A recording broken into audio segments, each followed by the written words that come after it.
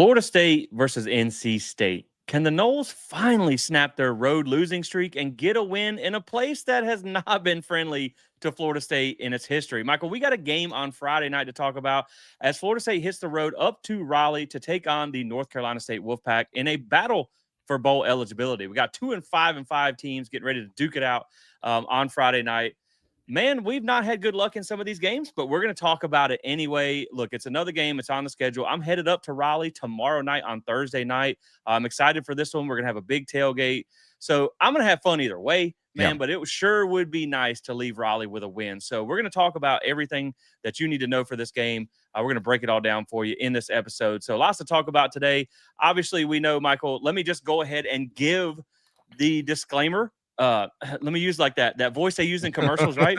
This podcast is brought to you by two guys who both want the coach fired. So please understand that throughout the duration of this episode. There, I have got it out of the way. We don't have to spend 10 minutes on this again. You guys know where we stand on this. We're ready for change. We still got to talk about the games. So that's how we're going to approach this. We're just going to talk about the games, and the coaching situation can just sit on the back burner for now. And we'll just see how that thing plays out over time. And then we'll talk about it when we have news to talk about, right? Because we've talked about it a lot. But Michael, I'm excited to talk about this game, man. This would be a good win for Florida State to go up here and finally snap that road losing streak. And we'll see what happens on Friday night. But before we get into that, how are you, my friend? And I'm glad to have you on another episode with me. Thanks, brother. You know what? Listen. I'm celebrating the fact that a couple Florida State guys are jamming out with the 8-2 Rams, baby. Love my Rams, 8-2. Got a big win this past weekend against the Seahawks, and they're looking great. And so my head is already on the Rams. That's what I'm focused on right now. We're just kind of seeing this season out, and it's NC State week. I always assume every year since I was a little child, this is a loss week. This is a L week. Because that's what it's been most of my life is losing at NC State. Heartbreakers. I remember I was sitting in front of our little small TV in our trailer park watching a guy named Phillip Rivers throw all over our vaunted number one defense. Broke my heart.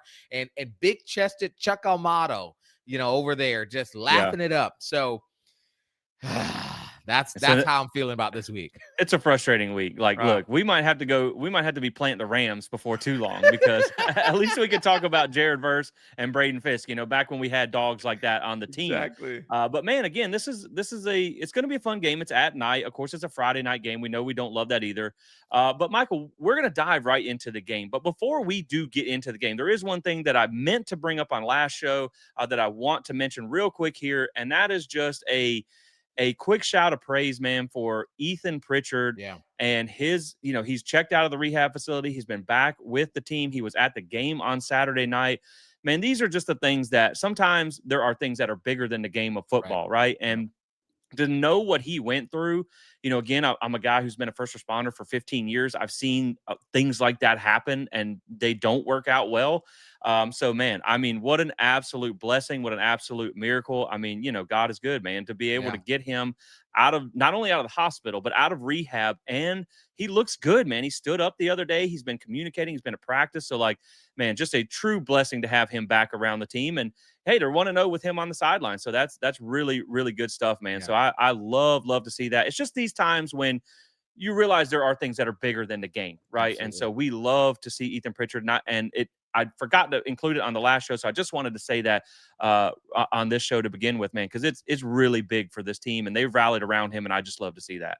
Yeah, I mean, when you initially heard about the incident, how often do you think that you hear about somebody being shot in the head? That we're talking about them now, several months later, standing up, communicating, being able to show up, laughing, hugging people. It is a minor miracle. And regardless of what you believe about faith and where you are with that, whether you're a person of faith or not, man, you just look at something like this and you can't help but to give praise to the God above. This, thank you for saving this young man's life. Thank you for that, because this life is not gifted, and we're not promised tomorrow.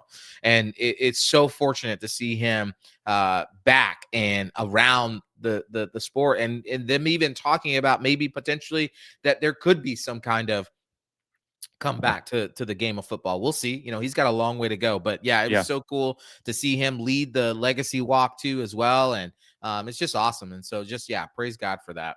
Yeah, man, I love it. Like you said, he's got a long road to go, but we're going to be praying for him to continue that, to continue to get better, get stronger, and heal up, man. Again, it's like I said, it's just the profession that I work in. I see it go the wrong way a lot, lot. And so that is a true miracle that he is where he is. But Michael, let's talk about this game on Friday night. Again, I'm headed up to Carter-Finley. I'm a little nervous because I've heard their fans are terrible. So, I remember the pee bottle stories from 2012 and the getting in people's faces. And I remember all that stuff. So it's interesting, man. At least we're going to have a pretty good group. We're going to have a big tailgate there. I'm going to talk about that later. So you guys, if you're going to be in Raleigh, make sure you stay tuned for that. Michael, I'm thinking this is going to be a big one. Like Virginia was an absolute blast, right? Right. Miami, we had fun. I really enjoyed kicking it with Ronnie and our guys last week there at Virginia Tech. But I think this one's going to take the cake. I think this is we're going to have a massive turnout. We're going to have a great time. I cried just a little bit this morning whenever I paid for all the tailgating supplies. We're doing it big this time. Like James said, if we do it big. Big. So yeah, we're going to need some big subscribers coming up too. Cause it's not, yeah. Woo. But man, I'm looking forward to it. It might be more fun in the game, but we're going to talk about that right now. So let's talk about this one, Michael. Unfortunately, this isn't quite the matchup either program had in mind here, right? Yeah. 5-5 Florida State going on the road into Carter-Finley Stadium to take on 5-5 NC State, 8 p.m. Eastern kickoff. It's going to be late. ACC Network. This might have been the biggest surprise of the matchup, Michael. Florida State is a 4.5 point favorite over the Wolfpack. Over-under is 61.5. That indicates somewhere around a 33-29 Florida State win. I did not see that coming, right? I did not see us being a favorite in this one. I know the way that things went last week with Miami where they got absolutely housed. Doesn't look good. Florida State's coming off a win. Sure, I get all that. But, when I look at this game, Michael, this, to me, is what I call the juju game, right? Yeah. This isn't about the team that's on the other sideline. It's really not. It's about where, not who, because not only are you talking about a team that is 0-8 in road games, a team that hasn't won a road game in the past 2 years. That's already a hard enough thing to overcome, right? You're also 0-3 in your last 3 trips to Raleigh. Yep. You haven't won up there since 2016. You are 1-5 in the past 6 games against NC State.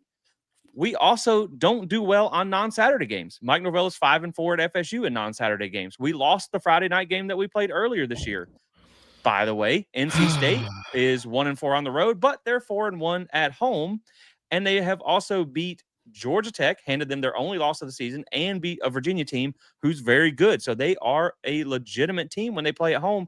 They just can't get it together on the road, kind of like us. Yeah. And then again, you continue down the line. You look at some, like we haven't won. I was thinking about this earlier. We haven't won back-to-back Power 4 games since 2023 when you beat Florida and won the ACC championship. So everything in your gut, Michael, tells you don't pick Florida State in this because the mountain is stacked against you. I do have this weird feeling that maybe Florida State can pull it off. But again, man, everything says not to pick Florida State in this one. But I think all of us as Florida State fans, right, we know NC State is that thorn in the side team that we have. Like every team has that, right? That one team that they just struggle to beat. I just have that PTSD flashback of the fat dude swinging a shirt in the crowd from 2012 when they spoiled what probably would have been a national championship type of season. Man, just win. Like, I want to be the fat dude swinging a shirt in the stands this time. Like, it'd be nice. It wouldn't be nice to look at, but it would be me up there swinging my shirt. So, we'd be having fun. Let that be me this time. Exactly. But you know what, Michael? I will say this. Like, one, they've talked about making some changes for the road game. Mike Norvell talked about that this week. Just certain ways they go about things. Now, I don't know that that's going to make a difference, right? But anything can help, right? Because we're 0-8 on the road, so changes need to be made. I will say at least the one good thing is you've already played a Friday night game. So you kind of know what the travel schedule looks like, right? Charlottesville and Raleigh are not that far apart. It's not like you're going all the way out to Stanford again or up to Boston or to Syracuse or anything like that. So you kind of have an idea how the travel schedule should work. You also have where that Friday night game before, UVA was coming off a home game, so they got Right. to play on a short week when they were already sitting at home, kind of resting up. NC State is coming off a night game down in Coral Gables, so they have to travel back to Raleigh. You were in a night game at home, so you don't really, you know what I'm saying? Like that evens it out just a little bit. They had to travel home. You were already at home. You got to travel up there. They don't. So that kind of helps Right. just a little bit. But man, I mean, there is one other thing I was thinking about, right? So like Mike Norvell probably has a little voodoo doll or an axe to Somewhere. grind in this game, right? Because this is something that completely slipped my mind until I was taking notes for this game. And I have heard nobody mention when they talk about Florida State, NC State. Okay. I bet Mike Norvell's had this game circled on his calendar for a long time because this is a payback game, Michael. And you may Mm-hmm. be wondering, who we paying back? Yeah. Who we paying back? Who's the AD at NC State? That would be one and only Oh, Boo Corrigan, Boo Corrigan. My the guy man, behind Boo. the snub. Oh, my goodness. I think Mike Oh. Norvell is like he's had like a shrine in his closet where he just stabs that thing with a shank every day because that's really what led to the unraveling of the program. So can Mike Norvell get payback, just a smidge of payback? Now that's obviously this is going to be a lot different than the Right. snub on old Boo Corrigan. Oh, Uh, Boo. but man, I'll throw it back to you when we and just get some general overall thoughts on this NC State series. But let me throw a few facts at you real Go quick ahead. about the Wolfpack here, because this is they are a really interesting program, right? Only one 10-win season in program history. The season Crazy. that you already mentioned, 2002 with Phillip Rivers, was the only time. And they had Russell Wilson here at NC State for a little bit. Just one 10-win season in program history. Their last It's ACC wild. title was in 1979. That is insane to really think about, man. Like we talk about at Florida State where it's championship or bust. Like Right. imagine being a fan of a team that has won nothing, not even really, but 10 games one time and hasn't won an ACC title since 1979. Like I got to give it to them. You got to be a dedicated fan base Yes, to you be do. showing up cheering for like, hey buddy, I'm telling you what, we make that Duke's Mayo Bowl. It's on. I'm there, right? And that's about the height of the season. But Carter-Finley holds about 57,000. So, it's a good environment, but it's Yeah. not huge. Dave Dorn has been there 13 years, 92-70 overall record. NC State is basically a perennial 7-9 win program, and they've just had a couple losing seasons under Dorn in the past few years. They have not won a bowl game since 2017. And I know I was doing some reading on the boards, NC State boards, early this season around ACC Media Days when I was scouting the teams. There's a big part of that fan base that was like, man, they didn't do good last year. They were like, I hope we go 4-8 so we fire Dave Dorn, because I think they're kind of tired of that little Yeah. 7-9 win ceiling, that glass ceiling that they apparently have. So, yeah, man, it's an interesting one, right? This is a program that you should be. This is a place that you should be able to go and win. But for some reason, we have just had a ton of trouble winning in Raleigh. So give me some overall thoughts, and then we'll talk about this 2025 season and the opponent ahead. Interesting thought. Guess the team Florida State has played the most on a non-Saturday game in the ACC. It's got to be NC State, because it feels like we always play them on Thursday. I was going to say it's either that or Boston College. It's NC State or Miami. They're the two most teams they've played the most on a non-Saturday game in the ACC. It's ridiculous how often they put Florida State up against against NC State. In 2004, going back to 2000, Florida State played NC State and won that game. 2004. In 2006, Florida State played NC State at NC State and lost that game. 2008, Florida State played NC State and won that game. 2010, Florida State played NC State and lost that game. And I haven't even got through the other ones, but it's constantly NC State is around that thing. And so one of my keys that we'll get to obviously later in the show is we've got to exercise this juju. I don't know what they need to do, and I'm not advocating for black magic or anything, but if they got some black magic, white magic, yellow magic, pink magic, I don't really care. Yeah. Whatever you need to do, go take a deer, go take a sheep, go take a squirrel, somebody, hang them up somewhere. Not a human, but an animal somewhere. Yeah, rabbit's foot, something. Do something. Something. Because every time we play in this place, it is a house of horrors. I was telling Yeah. somebody on the phone this morning, they were asking if we had a home game, and I said, no, it's at Carter-Finley Stadium, where FSU dreams go to die. Like, it's just ridiculous how often there. I think the last time we won there was DeAndre Francois in 2016. Got Yeah. the win there and scored with like 4 minutes to go. That's the last time we saw a win in Carter-Finley Stadium. It's just ridiculous. Yeah, and then you think about 2022, a game that you should have won. You knocked their starting quarterback out in the third quarter. You needed 3 points to win the game, and you could not get 3 points in an entire half. It's just something about that place, man. So hopefully they can overcome it. But again, you just go back to this is everything tells you that it's not going to be great because you haven't won road games anyway. Like you can't win at Stanford and places like that. So, man, hopefully they can overcome it because it really would be, nice. a win. It would be nice to have this win, right? Especially against a not so great NC State team. Now, again, we're not going to get into the coaching situation, but you would at least like to make a bowl, right? Because right now, I'll at least say this about the coaching situation. I think we were talking before the show. We're probably 90+% that they're going to end up bringing Mike Norvell back unless you get blown out in these last 2 games. And so if he is going to come back, and again, we're not talking about that today, making a bowl and getting those extra practices sure would be okay nice with me, right? But let's talk about NC State and how they got to 5-5. So they start off game 1 at home against East Carolina, win that game 24-17. Pretty close win there. Eastern Carolina is like one of their rivals, right? It's an in-state thing. They play all the time. That ECU is a pretty scrappy G5 program. Again, you only won by a touchdown, but they are, that game is usually closer than it is not. And then they beat Virginia at home, a Virginia team. Obviously, we know that is really good this year that we lost to. They beat them at home 35-31. That game did come down to basically the last play where they picked it off in the end zone. Then you beat Wake in Wake Forest, so 34-24 there. So you start the season off 3-0. Yeah. Then you drop your first game to Duke, 45-33 at Duke. Duke's got a pretty darn good offense. Their defense isn't great. The one thing you're going to see throughout this is other than about 1 game, 2 games, they're scoring some points. So they score 33, they lose at Duke.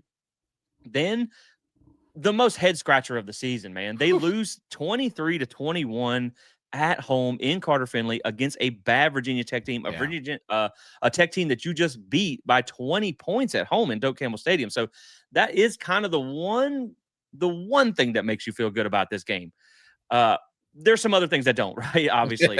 But then they win 56-10 against Campbell FCS. No big deal there. They lose after that to Notre Dame on the road, 36-7. Then they lose 53-34 at Pitt. Then this is the one that's the other head scratcher. So then they beat Georgia Tech, hand their first loss of the season to the Yellow Jackets, 48-36 at home. That's why I feel like they're so dangerous in Carter-Finley more than anything else. Like on the road, if this game, I've said this before, right? When I was typing up the preview, if this game was at home, if this game was even in a neutral site, like let's just say we were meeting in Atlanta or Charlotte or something like that, I'm probably taking Florida State in this game. But because it's in Raleigh, that's what makes me nervous because you got a team that beat Virginia and beat Georgia Tech at home. They just suck on the road because if you needed that instance last week, they got mollywopped by Miami, 41-7. You're talking about outgained by like 350, 400 yards. They could not do anything on either side of the ball. And so they got killed in that game. And I think that's why you're seeing Florida State as the favorite here.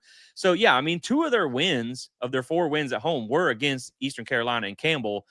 But when you beat Georgia Tech and UVA at home, you feel like they're doing some pretty good things at home. So, man, again, you're talking about a team that's 4-1 at home and we're 0-3 on the road. Got to go up to a place we've already had a hard time winning anyway, and they beat some really good teams at home. That, I think, is why I say this game is 90% about where and not who. That's what makes me nervous because we're bad on the road and they're good at home, and it's a tough place to win for us in particular. Yeah, like you said, if this game was at home or even like you said, a neutral site, like I'd still have reservations just because of it's Mike Norvell, but I'd have less reservations about picking them to win a very close game. The fact that it's at Carter-Finley Stadium, Mike Norvell is 0-2 at Carter-Finley Stadium. He's 0-3 all time against NC State. It just the location matters way more in this matchup than it ever has, and most outside of Clemson. I think those are the 2 schools in Florida State history that the location has mattered so much. Like, I mean, Yeah. for the longest time, Florida State could walk into the swamp and had a better chance of winning there than they had anywhere else. But when it Yeah. came to Carter-Finley or Death Valley with Clemson, it's just like it's almost an automatic L every time. And because of the fact that we haven't won a road game in 2 years under Mike Norvell, because we have struggled in these situations to when we're clearly the better team, Stanford, Yeah. it's almost hard to even fathom, even think about a road win right now. Yeah, no, I agree, man. And that's even why when we did the Clemson preview, like I thought we would go up there and possibly win, but I knew going into Death Valley is always hard, man. Mhm. It's still a tough place to play. At least for us, it is. And this one, it's going to be a little bit cool outside, right? That's Mhm. going to be something. The weather's going to be nice for this. Going to be a little bit cold. And if you will need some cold weather gear, Michael, you should go to Alumni Hall, Yeah. FSU, because that's what I did last time I was in. I probably looked silly being in Tallahassee when it's like 70, buying hoodies and sweatshirts and stuff like that. But it's pretty chilly up here. And so we're looking at being in the 50s around game time. So they got you covered for everything that you need. They got all the FSU gear that you guys love. Look, we're not going to stop repping them, man. We're going to keep wearing the FSU gear. They got basketball gear. They got baseball gear, softball season. The spring sports are coming up. They'll stock that gear as well. They got tailgating supplies, hats, everything that you need. Check those guys out, 1415 Timber Lane Road in Tallahassee, or shop online at alumnihall.com. Navigate over to the FSU page. And of course, don't forget to save 10% with code SPEAR. So you're buying the gear anyway, might as well save a little bit of cash. So we appreciate you guys supporting those who support us, and we appreciate Alumni Hall for rocking with us. So make sure you check those guys out. Michael, let's start with the NC State offense. This is the part that makes you a little bit nervous, right? This NC State offense is legitimate. Scoring offense is right at 30 points a game, 56. So it's not really blowing anything out of the water there. But I mean, they're putting up some yards, they're putting up points in pretty much every game. They have faced 4 top 24 scoring defenses so far this season. So that's not really been an easy slate Right. of defenses that they've won against. If you're wondering, FSU is 29th currently.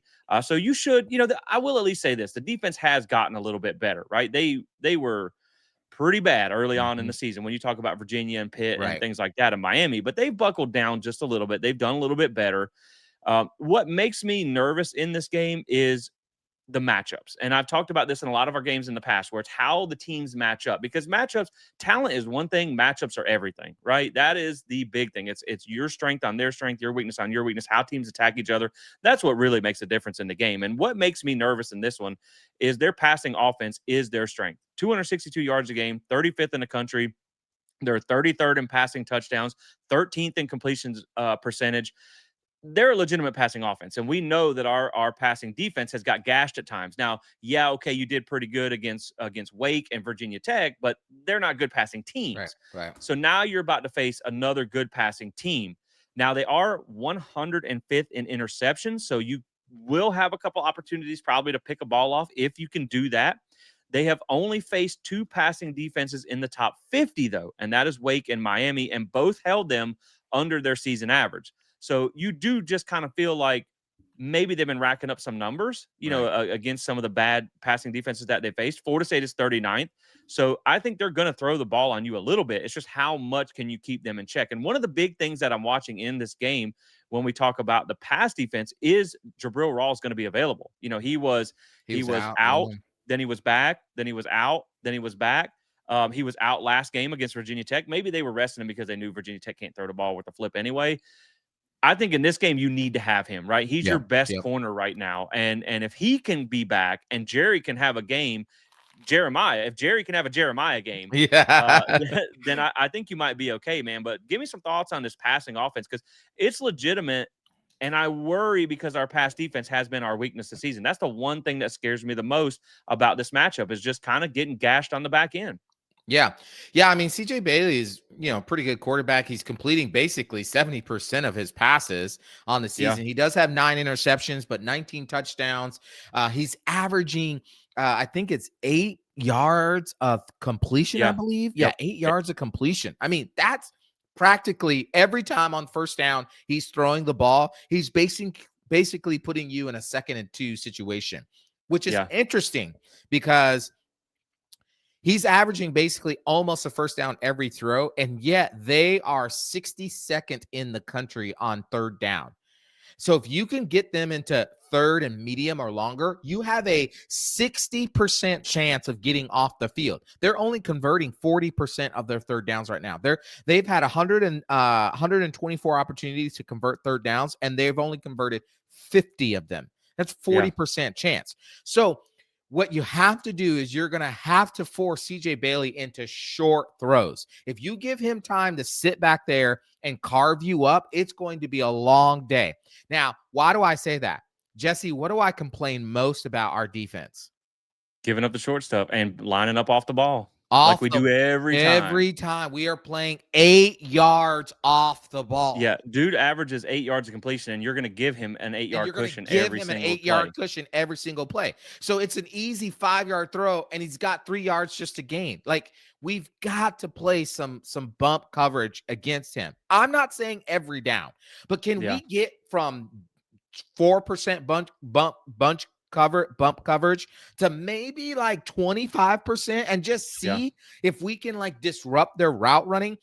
Giving them such a free release is just asinine to me, especially with a guy who's averaging almost a first down every throw.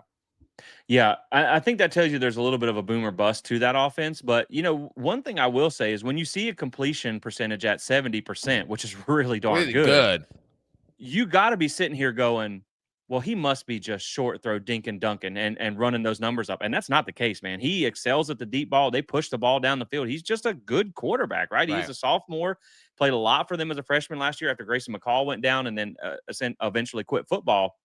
But, he's had 4 games over 300 yards passing so far, 2 with under 200. He's had 6 games with multiple passing touchdowns and thrown a touchdown in every game except for the Miami game, the last one there.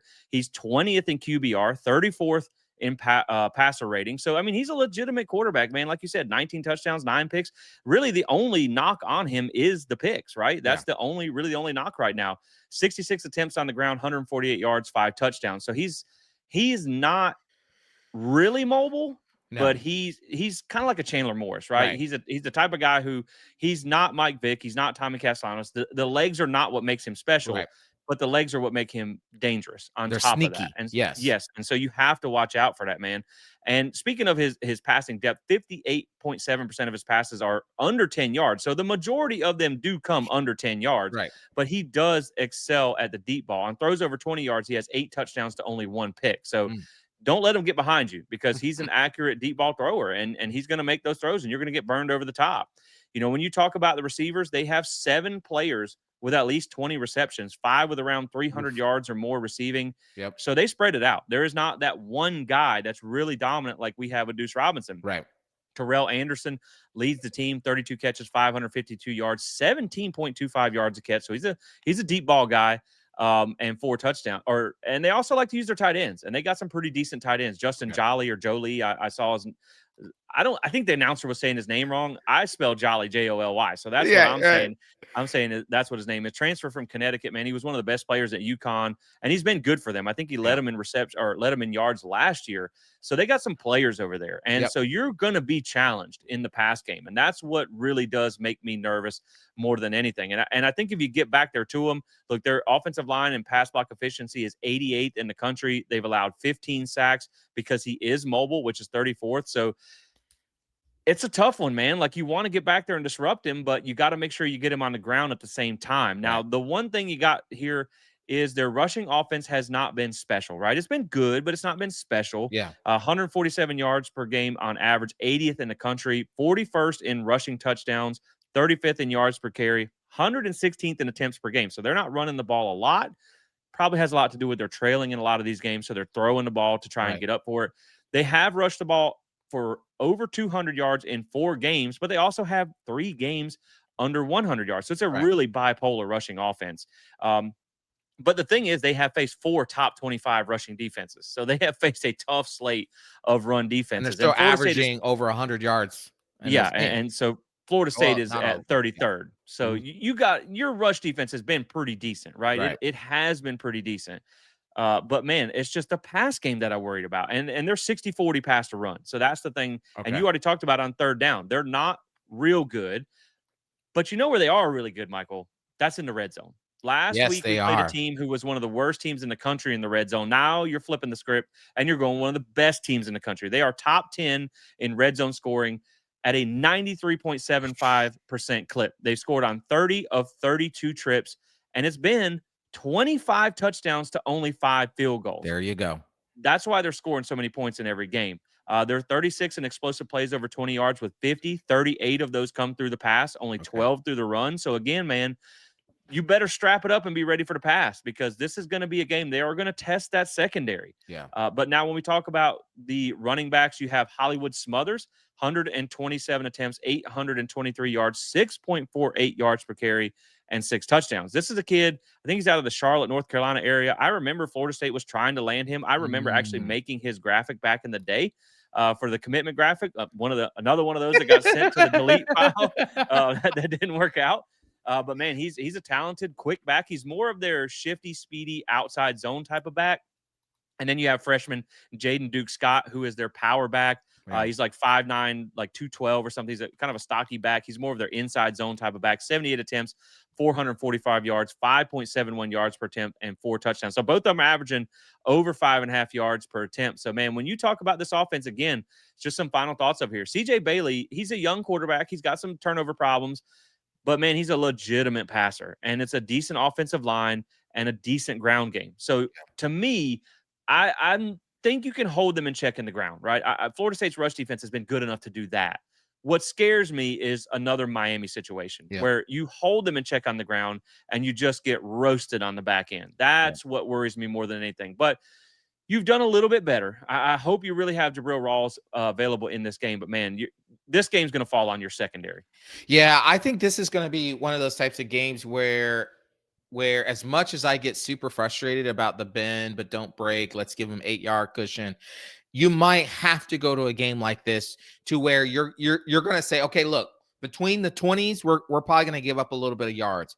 But what we're going to have to try to do is try to, one, keep them out of the red zone, because when they get in the red zone, they are lethal. They, to be top 10 in the country, when you get into the 20, they're lethal. So like maybe you go, okay, like from 40 to 40 or 30 to 30, we're going to give up some yards here, but we're got to get them. When we get them into 3rd and 5 and longer, we've got to convert and get them off the field. Remember, they are 62nd in the country in conversion percentage on 3rd down. They're only converting 40% of their 3rd down. So what you want to do in this game is you want to take that percentage down by at least 5 to 10%. Right? Make them 3 out of 10. If they get 10 third downs, they're only converting 3 of them. You want to get them out when you can, which means you're probably going to have to give up a little bit of space, be a little bit more bend but don't break. Because if Miami taught you anything, when you try to just be all out on the run, you're putting that secondary on an island, and they proved, at least against Miami, that they're not capable of stopping. And this bro, CJ Bailey, is throwing darts out here. He's at 70% completion percentage. So he's putting it on him. Yes, 58% of those completions are 10 yards or less. But when what was his deep ball completion percentage? I don't have it on hand, but it's good. It's good. Somewhere in the 40s, I think. And so, which is good for a deep ball. Which is good for a deep ball. So if you're giving him the opportunity to have a lot of one-on-one opportunities to throw that ball, that's not a chance you want to take too often, okay? Yeah. And the difference, and the other thing I'll say, and I'll throw this back to you, is like you said, they have 7 players who have averaged 20, who are have 20 catches or more. Their tight end, Justin, has 37 catches. He leads the team. They're going to spread the ball around, okay? So it's not, you can't just, this is not NC State's defense saying, how do we just shut down Deuce because they ain't got nobody else? This is Florida State saying, how do we tamper down all these opportunities for them to get completion percentage? You're probably going to see a lot of zone in this game as well, which the problem is you're going to have to make those windows smaller for him to make completions into. Yeah, especially when you're talking about a guy that has a slight turnover problem, right? And you nailed it, man. When you get into the red zone, try and make them kick field goals, right? Because right now we know they haven't done a lot, but they're 5 of 8 on field goals, which is 119th in the country. So They haven't been a great kicking team either. So you cannot sit here and give up. I really don't feel good if this game turns into a shootout, No, right? no. If it's like a race to 40, I just don't love that. The way this offense of ours has looked the past couple of weeks. I mean, you scored 34, you scored 42 on Wake Forest and Virginia Tech. So you did that. But on the road, man, again, 7 at Clemson, 13 at Stanford, like you got to be able to score points on the road, especially against an offense like this. Right. But let's talk about the defense, Michael, because, hey, look, man, if you're a little bit hungry, this is a Thanksgiving heaping helping of food on the table because this defense is bad. But before we get into that, guys, if you're enjoying the content that we provide here at Plant the Spear, we would love a like and subscribe to the channel to help us grow, to help us reach other Nole fans. It helps keep the lights on around here. It helps keeps the tailgates funded. Again, I joke about crying when I swipe my card earlier. Look, it's not about that. It's about having fun with other Nole fans. I'm absolutely ecstatic. Like, the game is on the back burner for me right now because the tailgate's going to be a blast. I'm Yep. expecting a huge turnout of just a community of Nole fans who are still supporting this team. We're still going to have fun. And so drop a like and subscribe to stay connected with us here at Plant the Spear. We are your source for fan-driven FSU content by the fans for the fans, man. Rate and review on the podcast helps us reach other Nole fans as well. So, man, we would love that. And if you want to become a tribe member, it's $5 a month. YouTube takes their cut. We get a little bit after that. It helps keep everything going over here. We would greatly appreciate any of you guys who would be willing to take that extra step to support us. We don't charge for content. We Right. let you choose whether you want to pay or not. And it's only $5 a month. You can hit the join button below on YouTube to do that. Now, speaking of the tailgate, if you're going to be in Raleigh, let me go ahead and give you the details on this, right? So we are going to be in the Stadium West lot of Carter-Finley Stadium. So when you look at it, the home side, we are going to be, it's kind of like the southwest corner by the ticket office on the home side of the stadium. If you go past the ticket office in the front row of the parking lot, I promise you won't be able to miss us. We will Mm. probably be the biggest collection of Florida State fans in the parking lot. We are literally about 20 feet from the stadium. So it's a 2-minute walk into the stadium. Definitely stop by and see us. We have all kinds of stuff that we're getting ready for this ourselves, and we're partnering with our friends over at Unconquered Tailgating. Most of you guys probably know them too as well. Anyway, so it's going to be a great time. Like, as soon as we push end on this episode, Michael, I'm going to make something like 200 Jello shots. So like Wow. it's going to be a good time. It's gonna So be a day. make sure you come by and see us. It's free. Everyone can come by and enjoy. The lots open at 3 p.m. So that is what time we are going to be out there. We will probably be sitting in the park in the road waiting for them to open the gates. Yeah. So the second they open the gates, we'll be in there. We'll be set up until game time. So really looking forward to meeting a bunch of you guys this weekend. Like I said, I think we're going to have a great turnout. We've already had a big commitment of people that are going. I can't wait, man. It's going to be an absolute blast. Like I said, Virginia was so much fun. Every tailgate that we've done has been fun. And I think this is going to be the biggest of all of them. So if you're going to be in Raleigh, do not miss this tailgate. I promise you, you will regret it. So we appreciate everybody who's going to come out and just kick it with us before the game, man, because it might be more fun than the game, Michael. Yeah. So Yeah. let's at least enjoy that part. But let's talk about a little bit of defense here for NC State. And man, this defense is not good, right? So Mm. far, they're just giving up a lot this season. They are not doing well. But the funny thing is they actually do have some okay pieces on this defense. It's not all bad. Like, their defensive line is okay, right? Their linebackers, their second and third level is really where the weakness comes, right? Yeah. I saw some people on those NC State boards that I was reading. They were talking about, man, the secondary is just so bad that even coming into the season, they knew it was going to be bad, and it has turned out to be that way. And so, man, I mean, they are definitely getting torched on the back end. So there are opportunities all over the field with this team. But you're talking about a scoring defense here that is giving up over 31 points a game, and they're Yep. 118th in the country. So like Mm. they're not good, man. 31.6 points per game allowed. They have faced 7 scoring offenses in the top 35. So they have faced some tough offenses. So that has a little bit to do with it, right? You got Georgia Tech, you Yeah. got Virginia in there, you got Notre Dame. They face some good offenses. But Florida State is 17th. Now, I understand you got to couch that a little bit with the Mhm. other ones, but Mhm. this offense is not terrible. It's just Right. been terrible on the road, Right. which is we're on the road. So that's not good, clearly. But man, I think with this defense, if you can find ways to attack that second and third level of the defense, I think there's a lot of opportunity in here. I mean, we know we joke, right? Where we said last week, like last week was the first time Florida State has won a game when Tommy threw the ball more than 20 times this season. Yep. So I don't really want Tommy back there trying to torch this bad secondary, but it may come down to where you got to throw the ball to win this game, right? And again, you're talking about a defense that has just not been good. And they've given up over 500 yards 4 times this season, 3 times in the past 4 games. So whatever's going on bad on defense, it's been really, really bad in the last 4 games. Over 500 yards in 3 of the last 4 games, 127th in total defense and 127th in yards per play. And I know we don't typically talk about total defense because yards don't win games, points do. It just helps paint the picture, man, that this is a really bad defense. It's funny, Michael. We're ready to ship Tony in that 3-3-5 on out to California. I bet NC State's praying that 3-3-5 would come back to Raleigh when they actually had a good defense. Because, the crazy thing about NC State, it used to be a defensively led team. And now this defense is it's a boat anchor. And it really starts with the passing defense. They are giving up 300 yards a game, 136 in the country. There are 136 teams in the country. They are 136 of those 136. This is literally the worst pass defense in the FBS. This is when I talk about I don't love the matchups in this game because their weakness is something we're not overly great at. 99th in passing touchdowns allowed, 99th in completion percentage allowed. They've allowed over 340 yards passing in each of the past 4 games. 3 of the past 4 were over 10 yards per attempt. Oof. Now, that's good to me because Tommy is one of the highest yards per attempt passers in the country because, we pretty much have like Jeff Bowden offense. Yeah, like throw it deep to Danzy, throw it deep to Deuce. Squirrel somewhere out there hibernating in the forest. We don't know what he's doing. But yeah, man, I think that part does match up a little bit, right?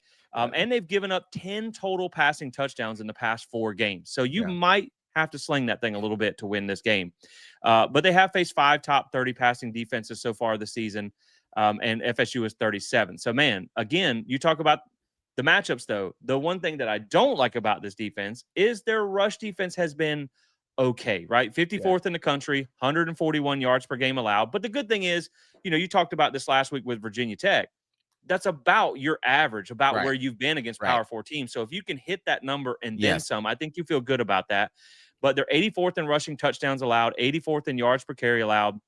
They have held 3 teams under 100 yards, but they've also given up over 200 3 times. And they've only faced 2 rushing offenses in the top 26 because one of them was 26. Florida State is 9.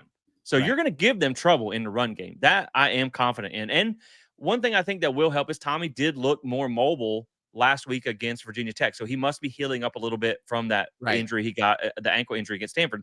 You're going to need his legs in this game. You're going to need him to be a dynamic guy that can move the pocket. But man, again, give me some thoughts on this defense because I don't love the way that the strengths match up, but like this passing offense, if you can just keep feeding Deuce and Danzy, and I don't care how you win the game as long as you win the game, but I still think you need to establish a run enough to where you can take advantage of that secondary and man, because they are giving up yards and points to everybody through the air. Well, you realize that this past game for Florida State against Virginia Tech was the first game since Virginia that they ran for over 200 yards. Yeah. So they went all those games after Virginia, and I think the most was like 170 that they got up to. And we were wondering like what has happened to this run defense, right? So if Virginia is averaging 140 yards on the ground, giving up 54 in the country, like then that should be around Florida State's average as of recently. So they should be able to get there. They should be able to get those runs and do that. But what's going to be interesting, and you said it already, is it's so crazy that the thing that NC State is the worst at, passing defense, is the thing Florida State is the worst at, passing offense. And not maybe the worst, but just not good. The quarterback is not accurate. He doesn't anticipate throws. He throws it late. He double clutches. There's only one guy he's out there looking for, which is Deuce deep, or maybe a Makai Danzy deep, because Squirrel's out there just chipping on nuts somewhere. Like, we don't really know what he's doing. But I really don't know why people haven't just doubled or tripled Deuce so far. Me either. I don't I understand really that don't get either. it. And I hope their defensive coordinator is not watching this, but I really don't understand. Like, no one Exactly. else other than Danzy is doing anything. Put a safety over Deuce and make Tommy find somebody else, because he's not looking Squirrel's way. Absolutely. He's not looking Javon Boggs' way. He's barely looking Makai Danzy's way. I mean, LaWayne McCoy's kind of got some looks. Jalen Lucas is back there playing with a gadget, not being used as a gadget. Like, Yeah. again, It's deuce or nothing. I mean, it's like he Deuce Sweat or said, bust. nobody. Like we got nobody but We deuce. got nobody but Deuce. Exactly. And so this is the thing that frustrates me. It's like, man, finally get a defense that is terrible passing, and we don't have a quarterback that can actually take advantage of it. Because the problem is, you do not want Tommy having to throw the ball 25 plus times. Now, yes, he did go over 20 this past game and we won. Oh, whoa. You also ran for over 200 yards too. Exactly. That's the issue, is that if he has to throw the ball 25 plus times and we're not getting the yards per carry and the game at least over, 150 to 200 yards, this is going to be a long day for Florida State's offense. And so, but this team is giving up almost 32 points a game. You have to, at minimum, score 30 points to win this game. Yeah. I really do feel like if you don't get 30 in this game, it's not going to be good enough. No. And again, you talk about it's the strength on strength, because if you had Jordan Travis back there at quarterback and that passing offense from 23, I think you blow them out. I mean, I think it's over before it starts. So we'll see how things match up, man. But there's your opportunity in the game, right? Now, turnovers forced, they are 107th in the country. They forced 9 so far this season, 6 picks, 3 fumbles. So not too great there. Only 14 sacks on the season, 110th in the country. So again, if you can protect Tommy and let him at least make the throws, if they're, they should be there with that secondary, that's encouraging as well. Hopefully his legs will help him avoid pressure that they just haven't really been good at getting. They're 124th in third down defense, 45% completions or conversion percentage. That's what I'm looking for, allowed. So it's just bad across the board, man. Right. And even their red zone defense, 69th in the country. They've given up 27 touchdowns, 11 field goals. You might as well leave the kicker on the bus in this game. Is kind of what I feel like, because you're going to need points in this one.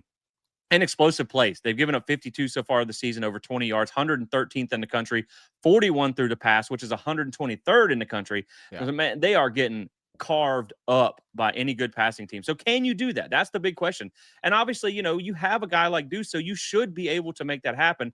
But what you can't have happen is the run offense is not there, and you turn in basically into an air raid team where you're throwing it 42 times and running it 20-something times like you did at Clemson. That's a recipe for a loss. Disaster, but I also do think this is the one instance where you're probably going to have to throw the ball 25 times in this game, and you're going to need to hit some of them big shots to back them off, to open up the run game. But again, man, I that's why I see this being a little bit of a shootout, right? Because you have a mismatched strength from the NC State offense to the Florida State defense, and then you'll just have a really bad NC State defense across the board. So it's going to be interesting, man, how this thing plays out. But let's go ahead and get into some final thoughts and predictions here with this game. And this is a tough one, Michael, when we talk about final thoughts and predictions, because again, man, I just come back to, you look at NC State, they got a host of problems, man. They're 101st in turnover margin. They're 48th in penalties per game. They're 119th in field goals. They're in field goal percentage. They're not great, right? They're 5-5. Right. But the problem is, we come back to the opening of the show. They're 4-1 at home. You're 0-3 on the road. You're 0-8 on the road in the last 2 seasons. You haven't beat 2 Power 4 teams back to back in 2 years. You just beat Virginia Tech if you weren't counting. If you weren't keeping score. So you've had a hard time winning in Raleigh. So like if there was one game that you would say this is our get right game for the road, it would not be a Friday night contest in Raleigh, right? Yeah. But I've had a really hard time predicting what this daggone team is going to do. So maybe this is the one that they actually win. Maybe the least probable game is the one that you end up winning. But man, again, this comes down to the where, not the who in this game. So man, when I talk about some keys here, before we get into the score prediction, because I'm still torn on my score. I'm still adding the math up in my head right now, how I want to pick this, because it's so hard, man. Like I said, if this game was in Doak, if this game was even neutral site, I'm probably taking Florida State, even as bad as we've been. It's just, that's such a hard place to win against a team that's been really good at home. So I think your keys to victory in this one for me is first off, play smart, play confident, right? We've seen some times where they go on the road. Stanford was a really big thing there where, like, I don't think they quit. They were just really flat, right? And Right. that's something that Mike Norvell talked about in the press conference of how you get over the hump on the road is you have to be confident, man. You can't let one bad thing snowball. You can't let the crowd get to you. You can't let these things get to you. You have to stay in the fight the whole game. So play smart, as in don't turn the ball over. Don't get Right. stupid penalties. Don't gift wrap them a win. Like, I know Christmas is coming up, but we don't have to do it quite yet. And then play confident, man. Go in there and act like you're going to win the freaking game, right? Yeah. Don't go in there and be like, well, I hope we can win. I know it's been tough. We have one on the road. Like, I think I saw one of the Desir brothers said something about, we've heard what everybody said, that we can't win a game on the road. And that's what we're aiming to do this week. So, man, be offended, be pissed off. Good. Hey, are you watching Florida State? You can't win on the road. Take note, hang it in the locker room. I don't care what you got to do. I'll be the guy that says Put my face up there. Go win the game. I'm trying to be the fat dude swinging off the shirt off the pole, man. Let's go. Key number 2 for me, Michael, score 6, not 3. This is a good offense. We just talked about 25 touchdowns in the red zone to only 5 field goals. You're not going to win this game with 3 points at a time. Leave the kicker on the bus, other than for kickoffs. Score touchdowns in the red zone, or else you're going to lose a shootout. You've got to get touchdowns.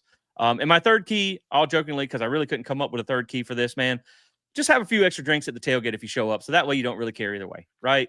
So give me some final thoughts and predictions, and then we'll do a score prediction. Yeah. I like that. I like your keys to the game. My number one key, okay, Mike Norvell, listen. My number one key, grab all the players, all the support staff, all the coaching staff, Peter Collins, Michael Alford, everybody. Just get them all around a big circle somewhere when you get to the stadium, okay? Pull out like a dead squirrel you found on the side of the road, okay? Light that sun on fire, right? And just right on the 50. Right on the 50. And just say to whomever, can we please walk out of this place with a stadium? Exercise the juju. I don't know what you got to do. Okay. I don't know if you're superstitious. I'm not superstitious. I'm just a little stitious. Okay. Whatever you got to do, exercise the juju. Okay. From this place. Number 2, get them into 3rd and long. Get this offense into 3rd and 5 and longer. When you do that, you have a 60% chance of getting them off the field. Okay. Right. A bird in the hand is better than 2 in the bush. Get them into 3rd and long, because you're going to have a better chance to get them off the field for your offense to get back on the field. And then number 3, find other wide receivers. And I know that was going to be one of your points. Find other wide receivers. It was. Because listen, man, like I know how this happens. We talk about it here, and sure enough, NC State's going to have another safety, a referee, somebody from the stands covering Deuce. Like they're going to take him away. So Javon Boggs, Lawayne McCoy, Mekhi Danzy, Squirrel, put the nuts down. Come on, man. Like, get into this. Get yourself open. Get yourself available. Those are my keys. If you do those 3 things, maybe you might walk out of there with a win. Yeah. I mean, you're talking about finding a dead squirrel on the side of the road. Buddy, there's one on the team bus. And I mean exactly. I mean that figuratively, not literally, obviously. But might as well be. The dude's in hibernation. So it would be nice to show up, man. Right. Give me one catch. Like you did against Alabama. Just one. Just let me know you're still on the team. Because, the last thing I've seen them do was kind of dance on the sideline. That was pretty much about it. I haven't seen anything since. But I think you are right, man. I think you're going to need more than Deuce Robinson, because eventually, I mean, we saw this with Louisville and Johnny in 2023, right? Their defensive coordinator just wasn't smart enough to give safety help, and Brownlee got burnt all afternoon. That's right. Eventually, somebody's going to figure this out. Now, that doesn't mean you can cover him, but eventually somebody's going to give safety help every play against Deuce. And so you got to have somebody else step up. Randy Pittman, where you at? We need you in this game. So let's get down to the score prediction, Michael. We've had some fun with this one. We've laughed a little bit. I got a weird feeling that this team, just after that whooping in Miami, is kind of reeling a little bit. They're not feeling too good about themselves. It's funny, we both have rivalries coming up on the backside of this. They have North Carolina at home. So this is not senior night. This is not their last home game. It's not their last big game. North Carolina sucks too. So Yep. it's not like we're a top 10 team coming in that's stealing all the attention. Like, we're kind of a bad team, and it is a sold out game at night, though. Yeah. I will say that. So I expect the environment to be everything that you expect it to be. It's sold out, right? We got Florida on the other side of this too, but you got nothing to look ahead for, right? You got an extra day to prepare for that and all that. I get all that, but I got this weird gut feeling that Florida State is going to win this game. That doesn't mean I'm going to pick them. And Right. I hate to say that because, again, I will gladly take being wrong, right? I think Florida State can win this game because I think I think your defense is better than theirs, and that can be the difference. And I think your offense is good enough. It's just, it has to show up on the road. Your offense has not traveled very well outside of the Virginia game this season. And even then, most of the points that you put up, that's not a good defense either by Virginia, right? And so I would like to see you put up the 34, 37 points like you did at Virginia. And if you do that, I think you can win this game. Like, if Florida State scores 38 points, I think they win the game. But remember, Georgia Tech scored 38 points and lost, right? They lost 45-38. I think that was the final score of that game. So I got a weird feeling, but I just right now in a road game in Carter-Finley against a team that's been much better at home, I just can't pick us right now. And so I have the freaking Wolf Pack, the Ditch Dogs, the Coyotes, whatever you want to call them, the Mangy Dogs. I got them winning 35-31. Yeah. I think it's a close game, right? I think the Yep. spread is probably right, but in the wrong direction. So I'm going to go NC State 35-31. And, man, I do see a path to Florida State winning this game.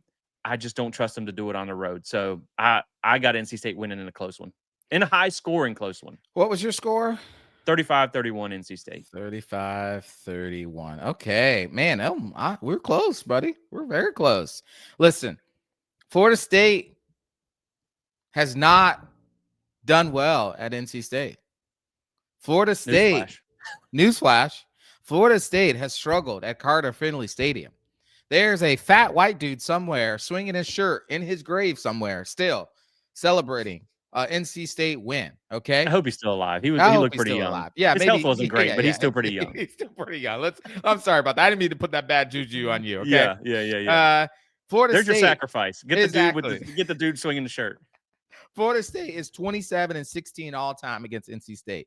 Florida State is 11-10 all time at Raleigh. Florida State has lost 3 straight to NC State. Norvell is 0-3 against NC State, 0-2 in Raleigh. Florida State is 5-5 in their last 10 games against NC State. Florida State is 1-5 in their last 6 games. But Jesse, I'm telling you, I don't care if it's a 3-pack, a 6-pack, an 8-pack, or 12-pack. Florida State is going to Raleigh and getting the dub 31-28, baby. Let's go. I hate being the bad guy on the show, man. You snuck that out on me. I did. I usually do the blind optimism and pick. Hey, I'll take it, man. I will gladly be wrong. All I want's a win. That's all I want. I don't care what happens, because I'm obviously, like I said, I'm going to be there in the middle of their bad fans, and so maybe they're not bad. I don't know. I've just heard the stories, but man, hey, I'll take it. Right? I would gladly take a win, however we get it. So look at you standing in the paint. Look at that. Hopefully, Florida State can do the same thing, man. I'm just not confident. Like I said, I got a gut feeling that we're going to win. Yeah. And I mean, I've been wrong in basically every daggone pick this season, because who knows what's the deal with this team. Exactly. So, like I said, man, I think if you score over 35, I think you got a really good chance to win this game. All season, all summer, I said this was a game I was going to pick as a loss. It didn't matter who it was. Yeah. How Florida State could be undefeated, and I was going to pick this game as a loss. But, man, the more and more I've just thought about it, looked at the stats, listened to you, listened to all the shows, watched their tape, I just feel like this is the dub. This is where Florida State exercises the demon. This is where they get back on the winner side on the road, just because they have the type of offense that, if it does what it needs to do, can control the game. This is a porous defense, and I think our defense will bend, but it won't break, and it will come down to a Jake Weinberg kick. Now, no, don't say that. Okay, I know. I just have this feeling that this is where Mike Norvell finally puts it together for a road win. I'm not saying, again, we've already given the disclaimer that we want him gone. I'm just saying This is the game. I feel it. I just feel like this is it. Now, we could be doing a post game.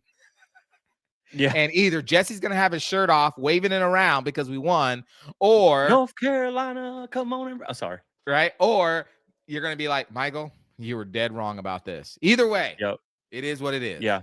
I can, and I will say this before we get out of here. I can honestly see, this game being where you win a shootout like 38-34, right? Yep. That if I were going to pick us win, because like I told you when we pressed record, my score prediction was blank. I had That's not right. even written it down yet because everything inside of me wants to pick Florida State because y'all know I hate picking against Florida State, but all the juju says don't pick Florida State because of all the juju. And so I could see you winning a shootout. You're going to have to score over 30 to win this game, Right. I feel like. I could also see if things don't go well, it's like 48-24 or something like that. I could see that offense kind of putting it on you if your secondary don't buckle it down. But we'll see, man. I really, really hope you're right because all I want is a win. I have forgot what it was like to win on the road. Virginia was a loss. Duke was a loss last year that I was at. So, man, every time I visit someone else's stadium, we lose. So I'm sorry that I'm going to be there on Friday night. But hopefully we will win. I figured it out. So, right. Yeah. So I messed up. I wore what I wore against Alabama. Things went great. Right. And then I changed it up a little bit. I thought about it. I was like, well, Miami, I had the same thing on, but it was a different hat. It was a different hat. And so then Virginia Tech, I went head to toe the same thing, and we won. So best believe I'll be wearing my lucky outfit head to toe in Raleigh, and hopefully we get a win. But that's going to be it, guys. We appreciate you guys listening. And again, if you're going to be in Raleigh, make sure you hit up the tailgate. I promise you, you get up there. We're going to have a great time before the game. Just come find us in the Stadium West parking lot, home side of the stadium, over by the ticket office. You can't miss us. We got 2 spots. We're going to have a big display, a whole bunch of things going on over there. So make sure that you guys come out and support for that. It's going to be a great time. Drop a like and subscribe on the episode if you enjoy this. Rate and review on the podcast.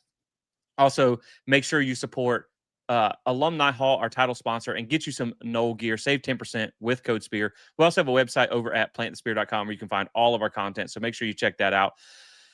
Michael, we will catch you on the other side of this one. I hope it's good. I'm not confident that it will be, but I really hope it's good, man. I'm happy to see that you picked them. I'm happy to see that we did have a one good cop, one bad cop. And hopefully we get a win on Friday night in Raleigh. So, guys, that's going to do it for us here for the NC State preview. We appreciate y'all rocking with us, and we'll catch you on the other side. As always, Go Noles.